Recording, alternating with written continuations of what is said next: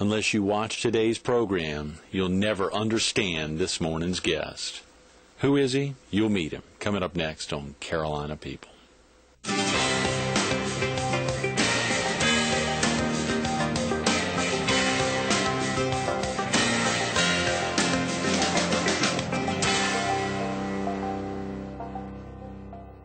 Good morning. Welcome to Carolina People. This morning we're at Garden City Furniture on Highway 17 Business in Garden City. We're focused on the Understanding Corporation, and we're visiting with its co-founder, Larry Amick. Good morning, Larry. Greg, sir, good morning. Great being with you again early on a Friday morning. Good to be back. It is so exciting to think about so much that's happened over the course of when we were last together.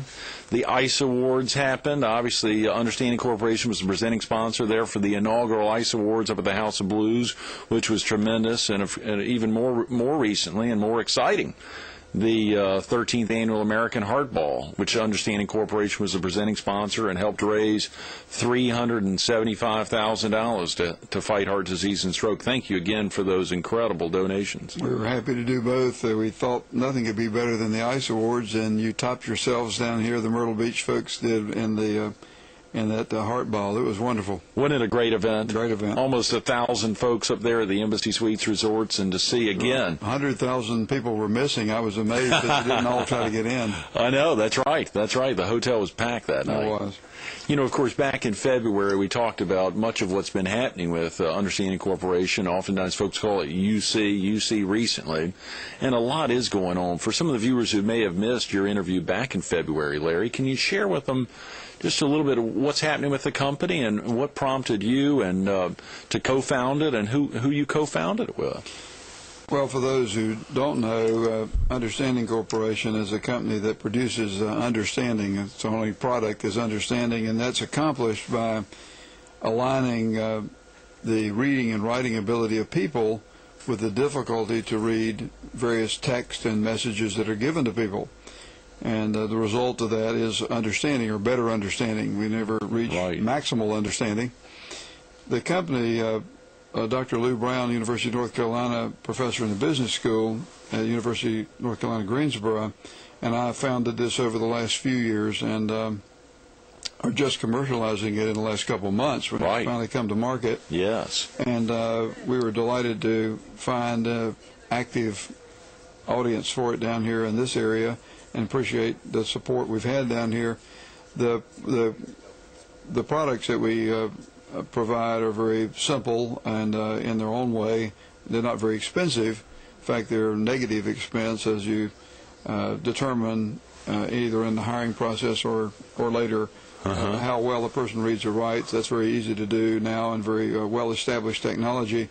And then the text analysis machinery, which is all software on your computer to tell you exactly how difficult the things that you write or are trying to read are, in fact, how difficult they are. And of course, you mentioned Dr. Lou Brown, who you co-founded the company with. You all go back a long way, Larry. About 35, 40 years. Is that right?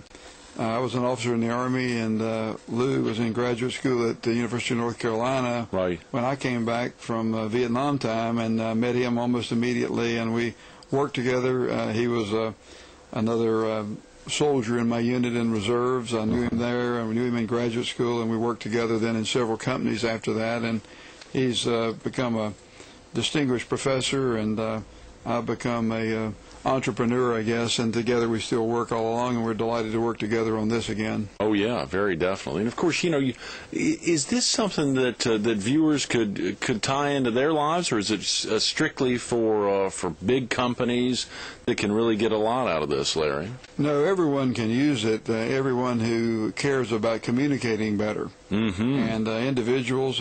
Those who are watching this morning, you want your children and your grandchildren to have access to the product. You'd like to know how well they read and how well they read at different increments as they go through school and college. Literacy, Greg, is the number one determinant of a person's success in life. Number one? Number one. There's nothing else. It's not race, color, creed, or anything else. It's not even skills you might pick up along the way. The universal equalizer is the ability to read and write.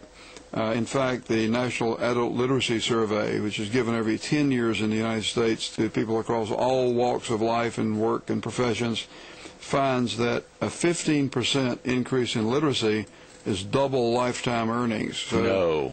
yeah, A 15% increase in literacy. 15%, 15% change anywhere on the line doubles your ability to earn money in the rest of your life. So a person who is literate at even a slightly more literate than another person is a person who, in the average, now it's always an average, you can have your uncle hire you in a high-paying job because he likes you. But if it's a real legitimate American job, a real job that's paying real money, then that rule holds fast across millions of people in the United States and everywhere in the world. In fact, literacy is the largest problem. If you read Tom Friedman's new book, The World is Flat, it's a popular book right now, and it's number 1 or 2 on the New York Times list again this week.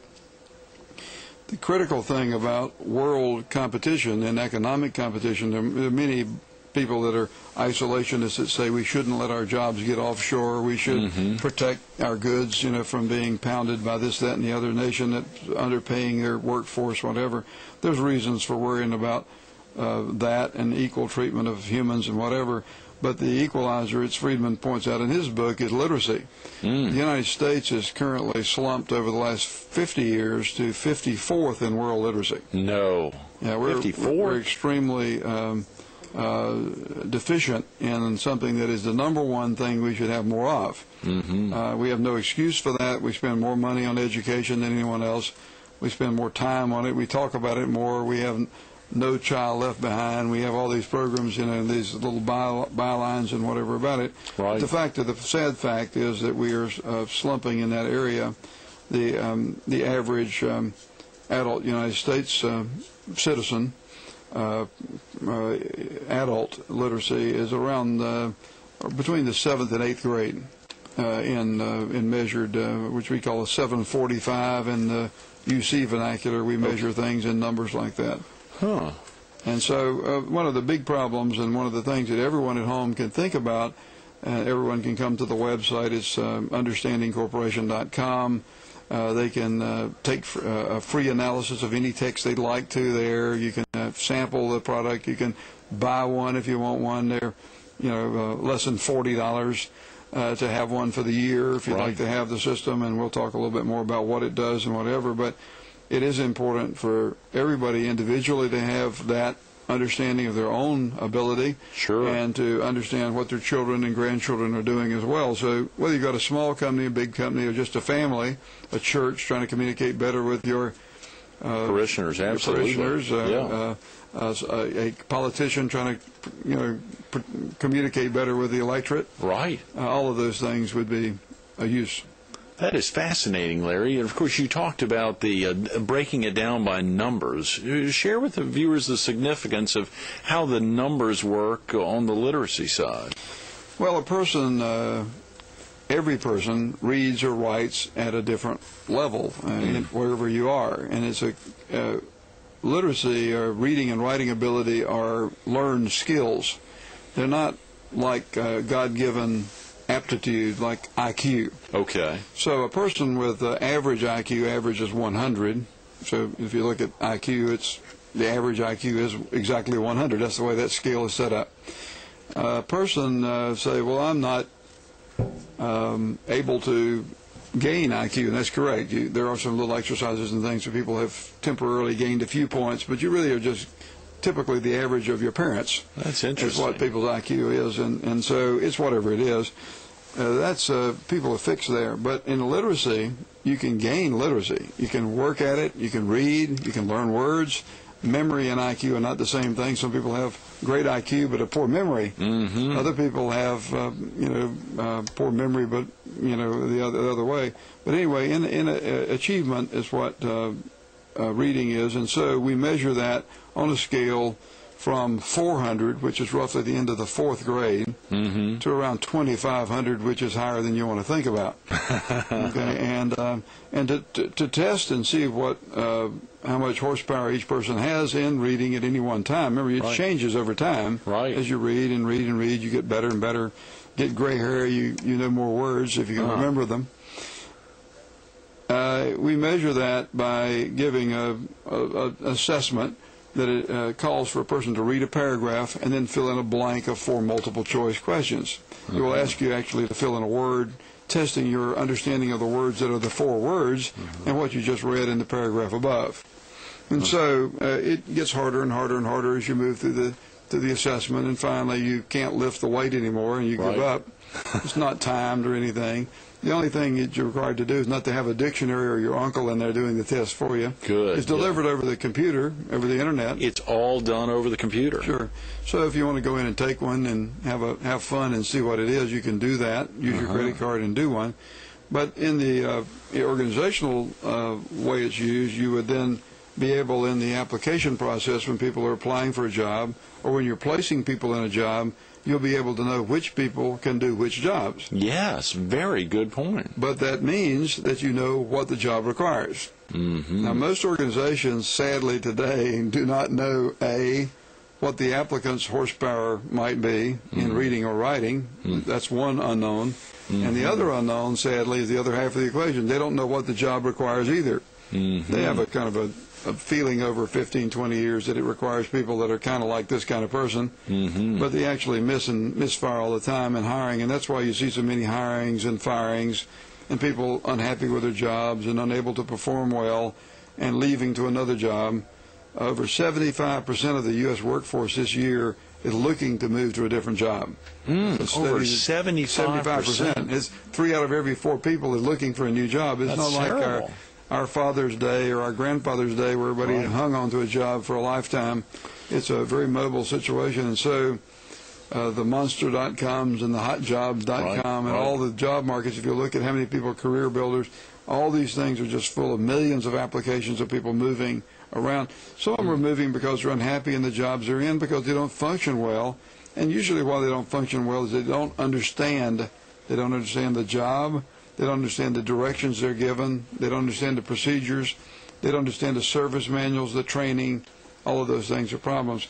They can all be aligned properly if you know the reading and writing ability of the person at the beginning, and secondly, what the job requires. And understanding corporations' products can really help bridge this gap. That's all we do. Wow, Larry, that's You might gigantic. think it's a lot, but that's all we do. No, I mean that's. We don't provide any other products. We don't have beach chairs. By the way, early in the morning, I was going to say I rented one of the beds so I can sleep in a minute. Garden City Furniture. This is a great-looking place. Is incredible. Have you walked through here? I mean, this thing goes on forever. I'm just trying to keep my wife from coming in. That's here. right. We'll get Kay up Hope here. she doesn't see the show. That's right. We'll get her up here. You know, it is amazing to think about that. You say that's all we do, and of course you highlight we don't sell, or the company doesn't sell widgets.